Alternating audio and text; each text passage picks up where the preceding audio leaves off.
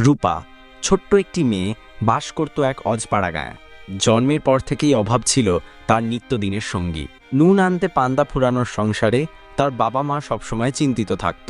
রূপার বাবা ছিলেন একজন কৃষক আর মা অন্যের বাড়িতে কাজ করতেন। রূপা মায়ের সাথে পানি আনতে যাচ্ছে। মা, আর কত দূর? আমার খুব তেষ্টা পেয়েছে। এই তো মা, প্রায় চলে এসেছি।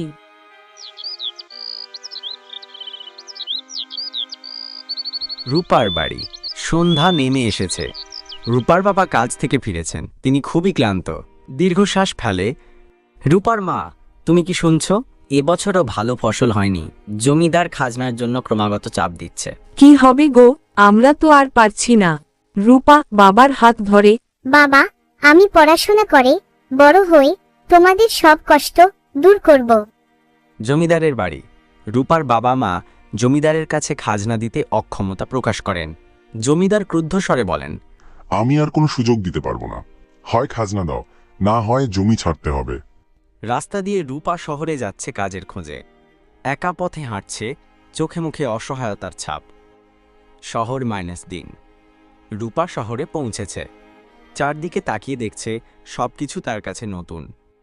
অভ্যন্তরীণ ব্যবসায়ীর বাড়ি। রূপা ব্যবসায়ীর কাছে গিয়ে কাজ চাইছে। আমি সব কাজ করতে পারবো, আমাকে কাজ দিন। ব্যবসায়ী স্নেহের সাথে, তুমি তো অনেক ছোট, লেখাপড়া করো। তবে যদি চাও আমি তোমাকে কিছু কাজ দিতে পারি, আর আমি তোমার পড়াশোনার খরচও দেব। অভ্যন্তরীণ, স্কুল এবং কলেজ। কয়েক বছর পর রূপা মনোযোগ দিয়ে পড়াশোনা করছে, বৃত্তি পাচ্ছে।